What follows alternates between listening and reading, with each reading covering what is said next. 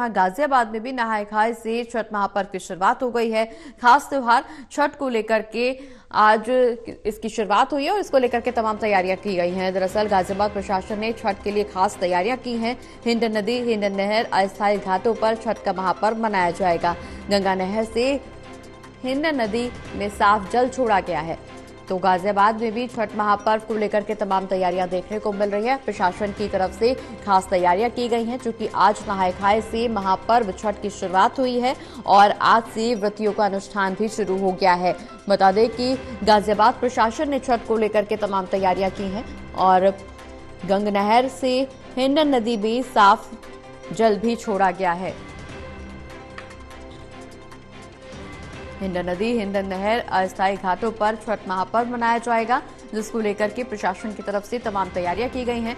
चूंकि आज नहाय खाए के साथ छठ महापर्व की शुरुआत हुई, 3 दिन तक चलने वाले इस महापर्व में छठ व्रतियों के अनुष्ठान को लेकर के भी तमाम चर्चाएं, और चूंकि छठ महापर्व की शुरुआत हो गई है, ऐसे में सरकार की तरफ से कृत्रिम घाटों का निर्माण भी किया गया। गाजियाबाद में भी प्रशासन की तरफ से तमाम तैयारियां देखने को मिल रही हैं। बता दें कि कृत्रिम घाटों का निर्माण किया गया है और ऐसे में हिंडन नदी, हिंडन नहर, अस्थायी घाटों पर छठ का आयोजन होगा। छठ महापर्व के दौरान लोग पूजा अर्चना करते हुए नजर आएंगे।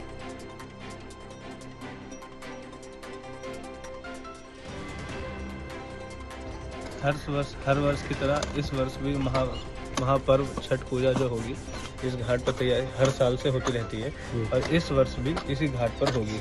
उसी की तैयारी के लिए अभी हम सुबह दिवाली का आज पहला दिन है, दिवाली का दिन है, उस दिन आए हुए हैं और यहाँ पे हम छठ घाट की पूरी तैयारी कर रहे हैं। इसकी मान्यता बहुत है। हम छठ के दिवाली के 5वें दिन से लहसुन प्याज छोड़ देते हैं और फिर कल 5 तारीख है नहा खा है। कल के बाद से हम कुछ भी लहसुन प्याज का नहीं खाएंगे और कल पूरे दिन ऐसे ही शाम को घिये की दाल, घिये की चने की भुजिया और ये सिंपल खाना खाएंगे और परसों से हम कुछ नहीं खाएंगे। 3 दिन तक हमारा व्रत रहेगा। इसके महत्व बहुत बड़ी होता है और हम ये लोग बहुत धूमधाम से मनाते हैं और बहुत अच्छे से मानते हैं छठी मैया को। और ये आदमी और बच्चों के लिए होते हैं और दिवाली के बाद हम तैयारी करते हैं छठ पूजा के।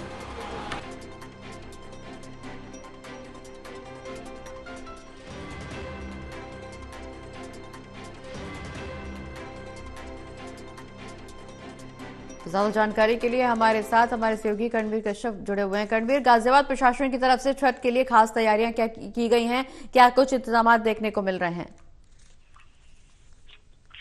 देखिए, गाजियाबाद में जो 66 घाट सरकार की तरफ से बनाए गए हैं कि गाजियाबाद नगर निगम प्रशासन की तरफ से 66 घाट बनाए गए हैं, जिन पर छठ का महापर्व मनाया जाएगा। हिंडन नदी पर कई घाट बनाए गए हैं, हिंडन नहर पर कई घाट बनाए गए हैं, बाकी पार्कों में जो वाटर पॉन्ड है वहां बनाए गए हैं और जो स्विमिंग पूल है सोसाइटीज के वहां भी बनाए गए हैं।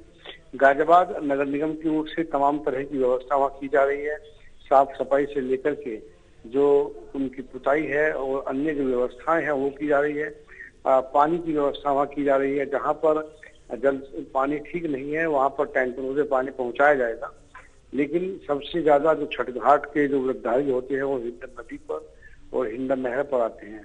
ये पानी अभी गंदा है, लेकिन जल्दी ही आज देर रात जो गंगा नहर है वहां से गंगा जल छोड़ दिया गया है हिंडन नदी में और वो शाम तक साफ हो जाएगा। धीरे धीरे जो पानी की व्यवस्था थी वो बहाल हो गई है और चूंकि हर साल नहर बंद होती है तो हिंडन नदी बहुत गंदी हो जाती है और गंदी के दौरान छठ व्रतधारी इस बात को लेकर काफी परेशान हो उठते हैं कि समय से पानी आएगा या नहीं आएगा। लेकिन प्रशासन की जल्दी कोशिश के चलते हुए जो गंगा नहर का साफ पानी है हिंडन नदी में छोड़ दिया गया है, यानी कि अब हिंडन नदी में जो छठ घाट बनाए गए हैं साफ पानी में छठ का महापर्व मनाया जाएगा। इसी के तहत सुरक्षा को लेकर के जहां जहां छठ घाटों पर मेला लगाया जा रहा है वहां सुरक्षा को लेकर के पुलिस तैनात की गई है। छठ व्रतधारी और जो छठ की संस्थाएं हैं, चाहे पूर्विया जन कल्याण समिति हो चाहे अन्य समितियां हो, सबके साथ मिलकर के पुलिस का अच्छा कोऑर्डिनेशन है। जिन इलाकों में छठ की व्यवस्था पहली बार की गई है वहां पर स्थानीय पार्षद और स्थानीय समितियों के द्वारा प्रशासन संपर्क में है और नगर निगम हमारी कोशिश कर रहा है कि अच्छे से छठ का महापर्व यहाँ मनाया जाए। चलिए, बहुत बहुत शुक्रिया करणवीर, ये तमाम जानकारी हमारे दर्शकों तक पहुंचाने के लिए।